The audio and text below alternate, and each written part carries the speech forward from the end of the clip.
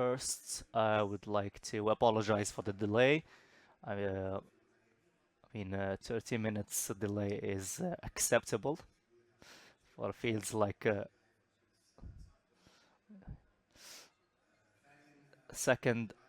I believe that this session presents the nexus of the whole forum, given that afforestation efforts and all environmental efforts are teamwork. I always say that the Green Initiative is a project for the whole nation. It cannot be reached just by governmental efforts or private sectors. It's actually the role of the non-profit sector.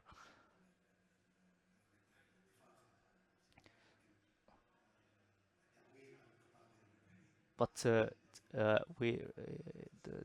non-profit sector is really needed to reach these goals. I welcome my colleagues, and I will avoid presenting everyone to save time. I start with Mr. Sam Wewel.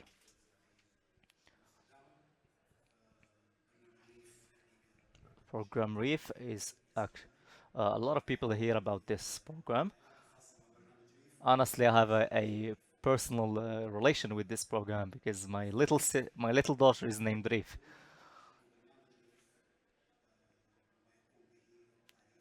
About Reef program and what it does. May Allah be peace be upon you. Reef program is a program by His Royal Highness that launched in 2019. It was launched in it was in the main purpose of the program is to improve the sectors of agriculture,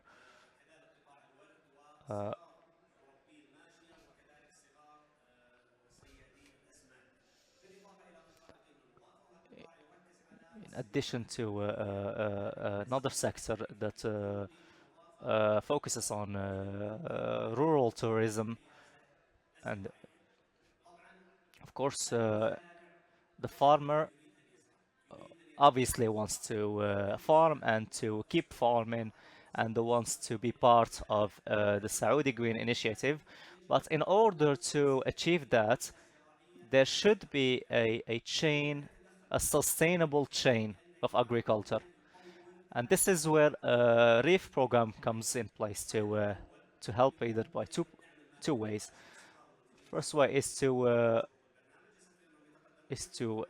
give support to these farmers for the number of trees and the spaces, and the other thing is the most important thing about the program and the most sustainable is and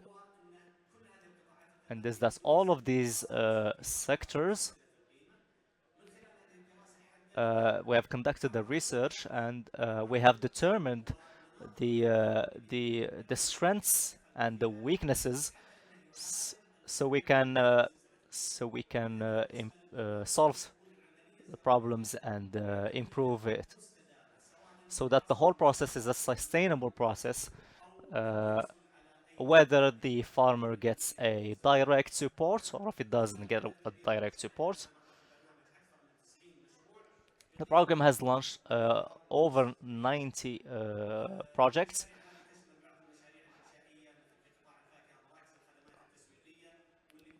Uh,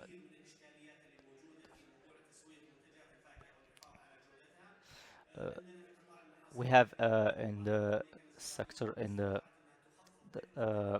that can cut the costs on the costs of production. That can even reach 90%.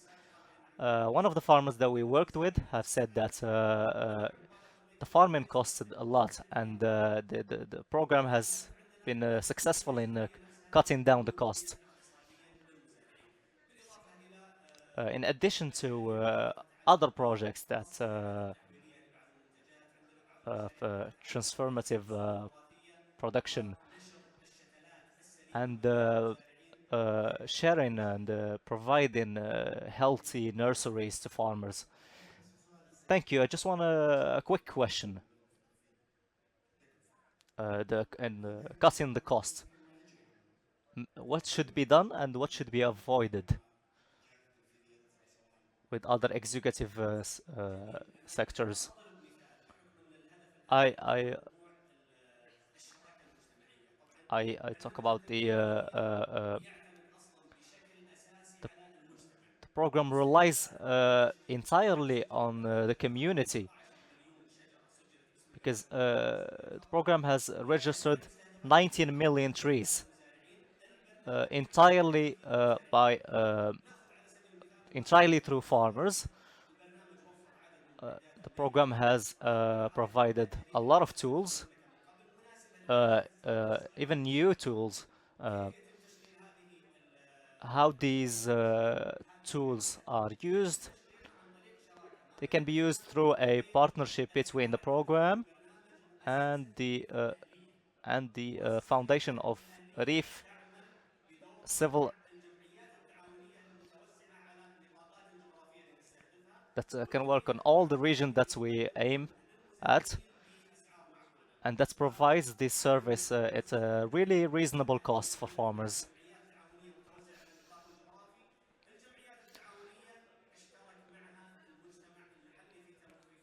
These organizations have helped reach the goals.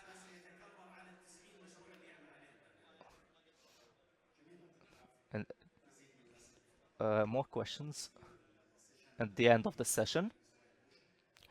We move to Wael Bousha. But his role is really important, being the one responsible for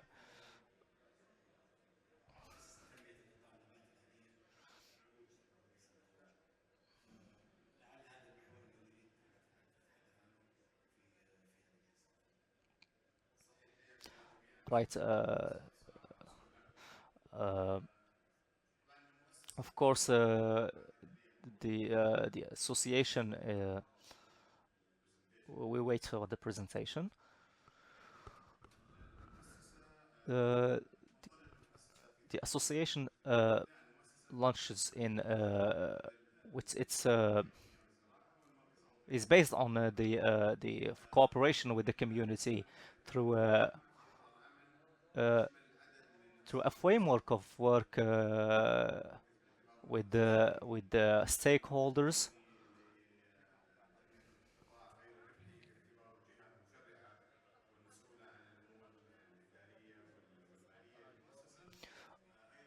Also, the National Center for Vegetation Cover Development, even that it's the sector and the community as well, especially the community. All of these are partners in the framework that the association is leading, and it involves the governmental and non-profit organizations.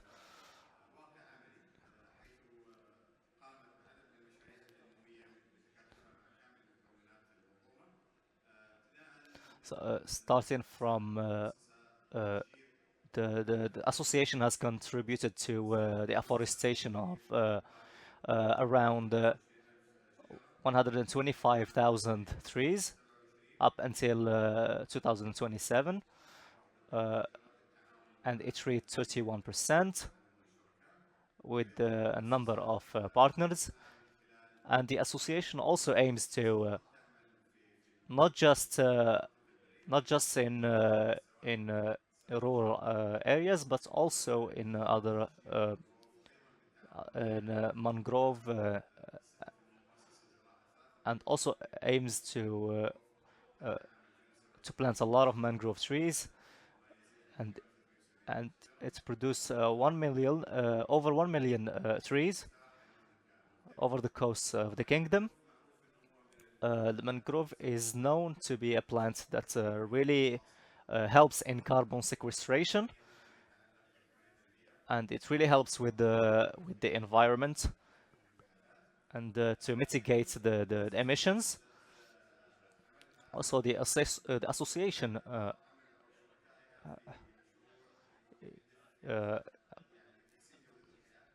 worked in a project that aims to improve the quality of life. It's a project that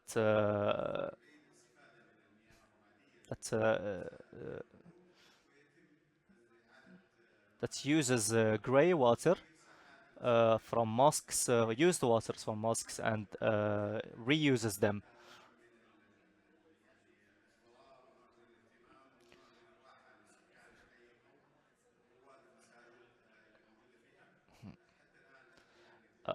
Up until now, it has reached over 90 mosques over the kingdom. The association also helped through its environmental work, through heritage, and it's a very ambitious project where it rehabilitates mosques, and it also uses gray water from these mosques and processes them for visitors and for people who want to see these mosques. We're now at stage one, and through this journey, I can say that the association has contributed with the partners to achieve two principles. Uh,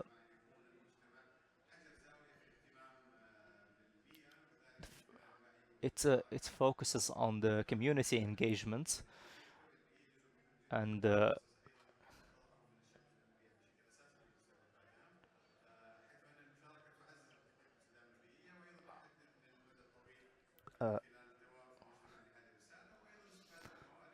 also to making use of all the resources, all the natural resources, so we can develop it and work with non-profit organizations, and also make use of expertise. Expertise is also considered as resources. The association also started executing a lot of projects, uh, uh, cleaning beaches and parks, and working with protected areas, and the association also gives scholarships and support to association to help them. Can you answer a question I have?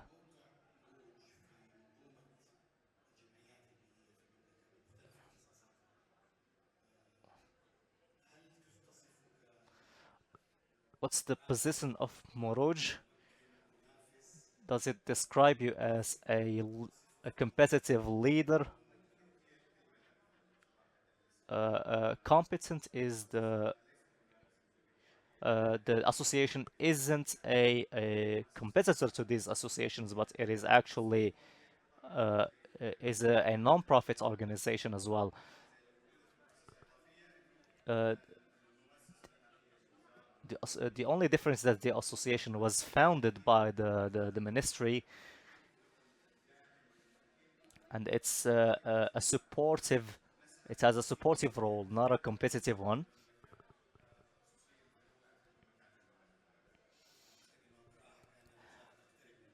I believe that I read it as the ministry is getting close to non-profit. Yes, the ministry is the ministry are doing their best to support. Also, more questions at the end. We move to Dr. Abdurrahman.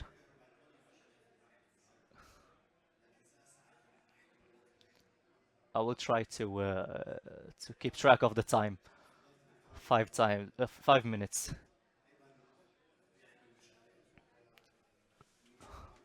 It also holds two positions. Uh, mm,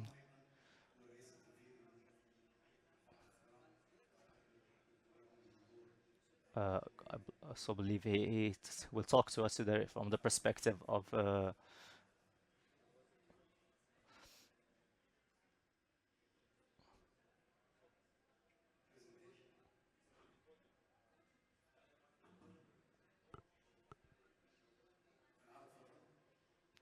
presentation, please.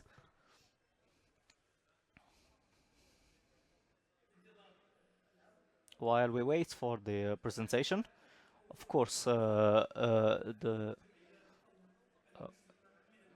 the engagement of enabling the community engagement isn't a new isn't isn't a new thing. It's a because it's the first beneficial from these improvements are the communities, and the very first impacted segments are the communities. Thus their cooperation and engagement are required.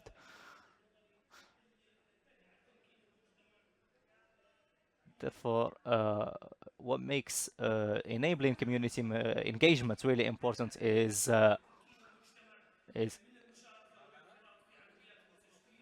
in afforestation is a really important thing. First of all, first reason is the Kingdom's Vision 2030, uh, and its preservation of the environment and the and involuntary work and quality of life. We also look at the certification uh, and and to provide an environment for voluntary work.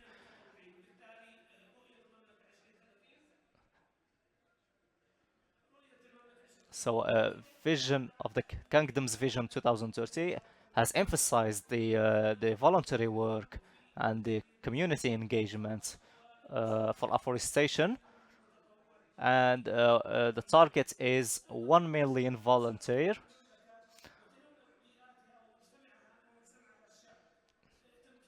Also enabling the community, whether it's individuals or groups,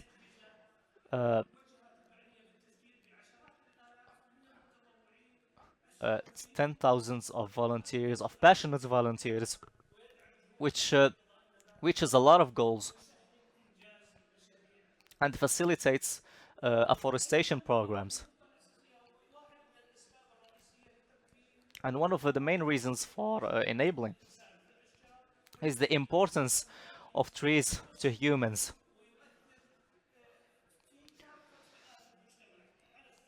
The trees impact all segments of the community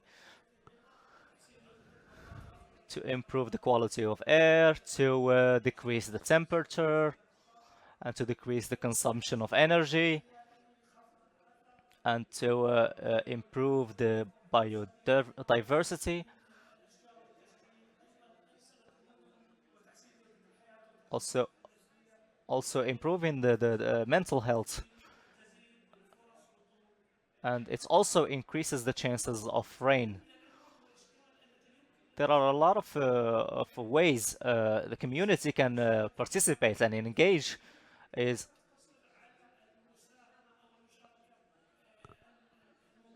not only it doesn't have to be direct, but there are also other ways individuals can participate and engage to improve or develop the vegetation cover.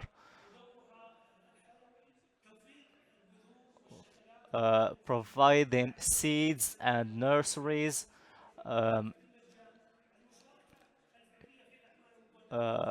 actual engagement in the works and the afforestation initiatives.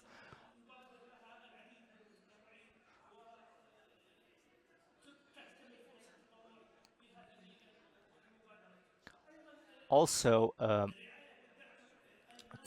support the financial support to the afforestation initiatives, and also to provide a scientific content on the importance of the vegetation cover and the afforestation patterns by experts in the field.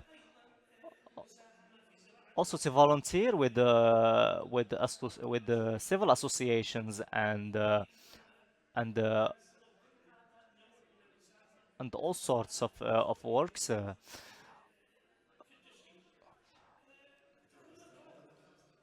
5 minutes have passed.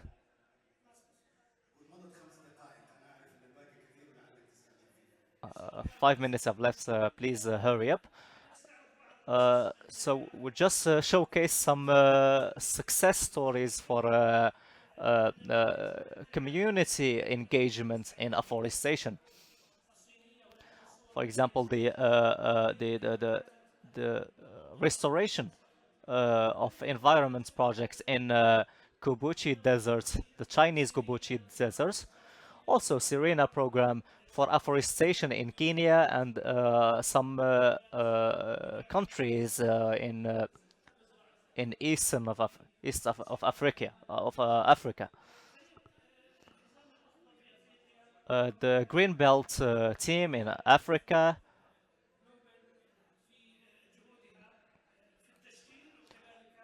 and a lot of examples. And for example, Jadaf Mulay Bank, which was named forestman, Indian forestman, Yaqub Sawadago, the man that stopped desert, stopped desertification and regained vegetation cover. The Brazilian couple that turned a valley, a deserted valley, into a forest in less than 20 minutes. You can see the picture in the locally. There are a lot of passionate volunteers and people uh, who make great initiatives in afforestation.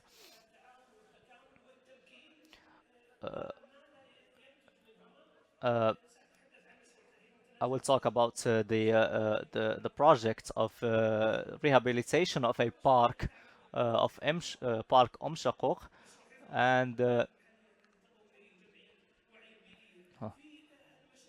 in the project uh, the Shakok Park, uh, there was an agreement to rehabilitate that location, which is around to plant trees, around 40,000 trees, and also to make a nursery and a gallery that works on renewable energy.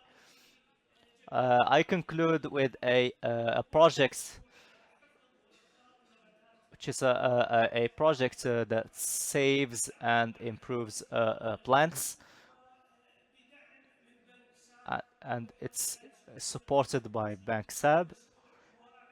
and it is a prominent project that aims to protect plants and especially extincting plants.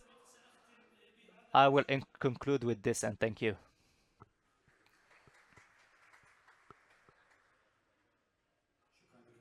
Thank you, Doctor. And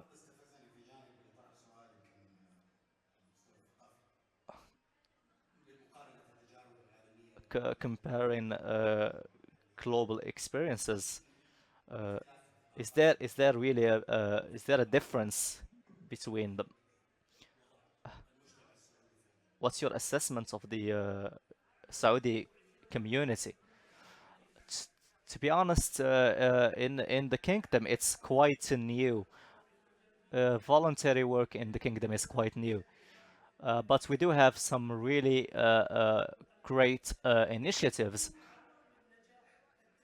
And one of the factors for the success of afforestation is the cooperation of the governmental sector, the private sector, and the non-governmental sector, and the cooperation between all of these. Switching to our last speaker, Yvonne, do you want?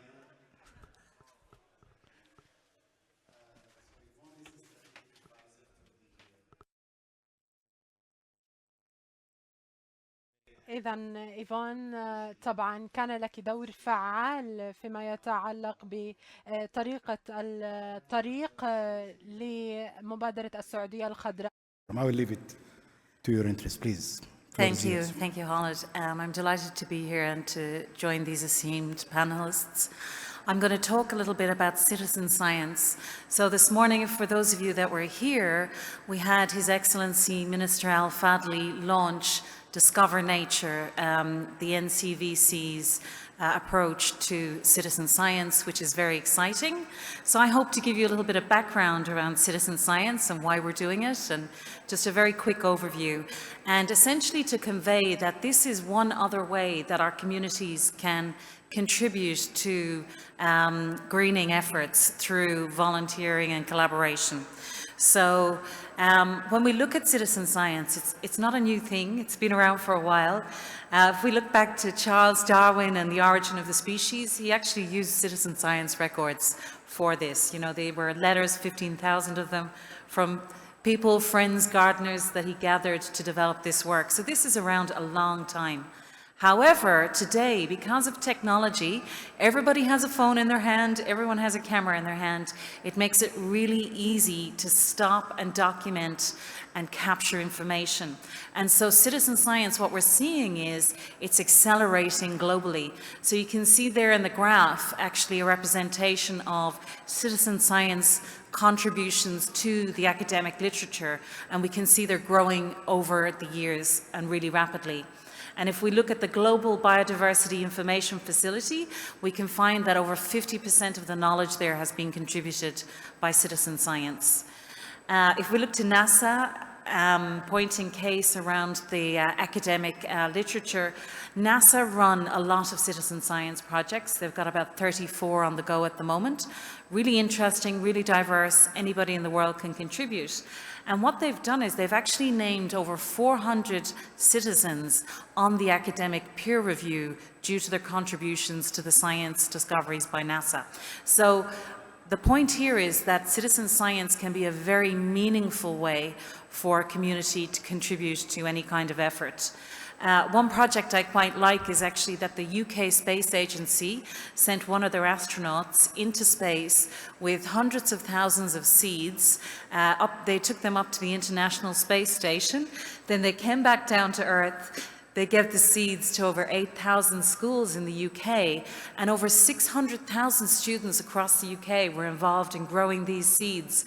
They were rocket seeds to understand, were they going to grow differently? Were there going to be any sort of moderations to them given that they'd been in space? And they wanted to understand, are seeds resilient in space? And certainly for the rocket seeds, they're resilient in space. So this is showing the novel ways in which you can use citizen science, even just working with children. In Australia, where I've spent some time, they have the Atlas of Living Australia, and this is comprised of millions of records of biodiversity data contributed by both scientists and citizen science. And so if you look at some of the examples of their projects, they're actually developing biosecurity alerts based on citizen science data. So to find an incursion of a weed, a pest, or a disease, with citizen science, it's advancing how quickly you find it. So with citizen science data, it makes the finding of an incursion 2 to 3 years faster than it might otherwise be. So it's significant type of contribution that citizen science can make. One project I ran was to develop a biodiversity strategy for Melbourne, but back when we did it, we didn't have actually any biodiversity records for the city. And we also didn't have a very big budget to do a big biodiversity survey. So we engaged the citizens. They got out into the streets, gardens, parks, and they were deployed in what we call a BioBlitz, which is a really rapid biodiversity survey. They gathered all thousands of data records that were then subsequently taken by scientists, analysed, new discoveries made, and then built into a biodiversity strategy. The work was furthered around a project around insects. My colleague Ronald, who spoke earlier about soil, he said, you know, we only know 2% of the biodiversity of the soil.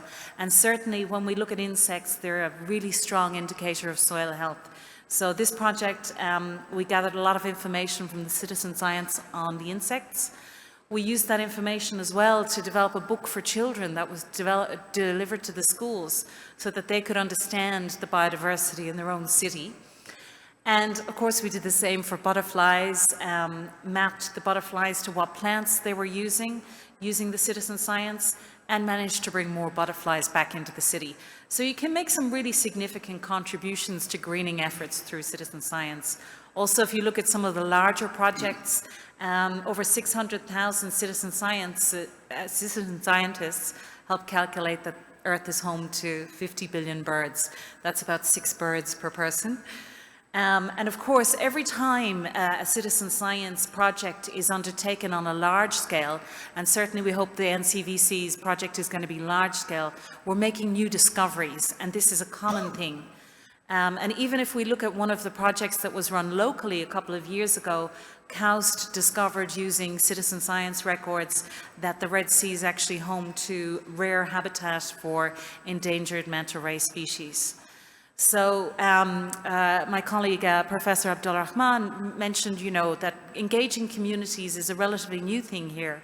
But, you know, when we look at, you know, the level of enthusiasm that's being, you know, shown already, over 600,000 people carried out voluntary jobs in 2022 and donated over 40 million hours of their time. That's amazing.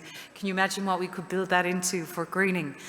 And so if we look at our greening efforts and the ways that citizen science can contribute, we can look at species documentation and where we find particular species growing. We can look at climate response because we know that climate change is shifting the plant life cycles. Some of them are coming into bloom earlier, some later. We can document this with citizen science quite easily. And even looking at our rangelands, the rangelands health, you know, having temporal documentation of rangelands could really tell us a lot. And so here's some of the ways that citizen science could contribute for us. It's really easy to do. You just need a phone, or, you know, you can use a web-based application or GIS, or like we're going to do at NCVC, we're going to use social media and the Twitter hashtag for Discover Nature. And if I wrap up, you know, the key benefits around citizen science, my key message here is it's a really meaningful way to engage communities, and it reaches people that might want to contribute in a different way from going planting or doing things like that. So you've got benefits that you can draw down, like this is really cheap, the cost is low, so there's no barrier to entry for citizen scientists. It can be done quickly, so speed is a really important factor. You've got the new species discovery, like I mentioned. Awareness, you develop awareness really rapidly with the community when they get involved, and because of that you have behavior change, and then of course you develop trust with the organizations. So that's a quick wrap on citizen science. Thank you. Thank you very much, Yvonne. And to me, actually, this is very inspiring, especially to see that there is a global program that Saudi can easily tap into instead of building something from scratch. And I think this is very relevant and very crucial to Saudi Arabia specifically because of the amount of knowledge that is accumulated with the community based on their experiences, field experiences, and lifestyle that they have developed their own ways of doing things, whether with livestock or animals or green or whatever. And that really puts a system to gathering this knowledge. Somebody calls it gray literature. That's correct. The question is, how do you see schooling system engaged in the process, and how can that be a vehicle, if I may call it, for stimulating, and not only stimulating, but also building the interest at the youth level, at the kids level, to embracing such science and building, tapping into the system? And maybe the second part of this question is how to build economic value from the knowledge that is collected, accumulated from such a system, to funnel it into what kind of an ecosystem do we need to take that knowledge into not only the research labs, but the commercialization path? Sure. So on schools, like I've shown with what they've done in the UK, they had the children growing seeds and documenting records as they were growing, and those records then being delivered and analyzed by scientists. I think if you involve children in citizen science, it shows that their efforts are meaningful, that they can contribute to the development of new knowledge. I mean, the beauty of citizen science is there is no barrier, so anybody can take part as long as they are able to take a record of what they're doing.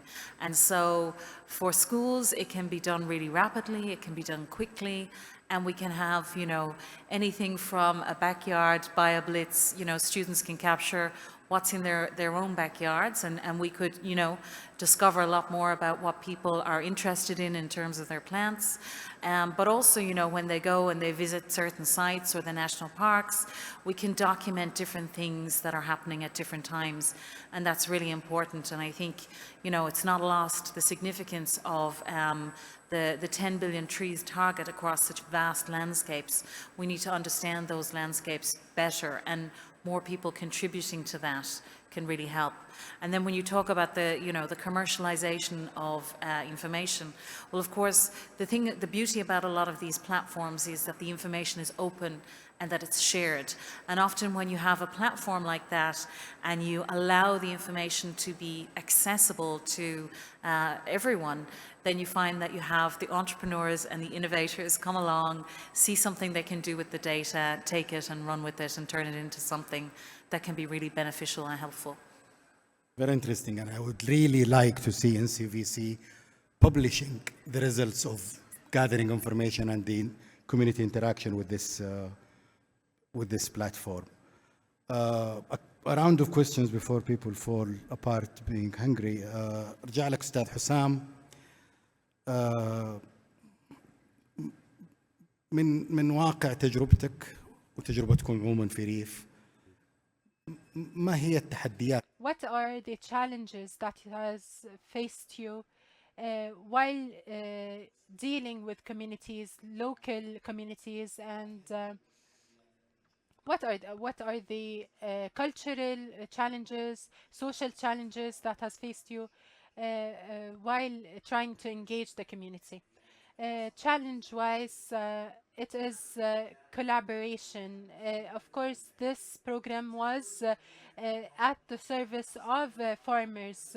Decision makers are also going to play a vital role in order to engage the community and the local community and the farmers. So as well, living with farmers, the field workers that we depend on, and also partners and stakeholders that we depend on, is and FAO, for example, non-governmental organizations. We would like to choose the youth, of course, select youth that work with us from the local community, and also from the local community farmers, in order to understand their mentality and work with them and engage with them. For instance, for example, in one of the biggest initiatives at our program, it is collecting rainfall, and these programs related to collecting rainfall is funded by 200 million Saudi riyals, and what we focused on is the data and information that the local communities, ancient local communities, have leveraged and develop these methods for collecting rainfall. Therefore, we could learn from the lessons by these tribes, and rainfall collection is just a drop in the ocean, and wherever we could support the greening programs and making it lesser costly. Now the question that we need to ask, not to you, Dr. Hissam, but to you, Dr. Abdel Hissam, and also Dr. Yvonne.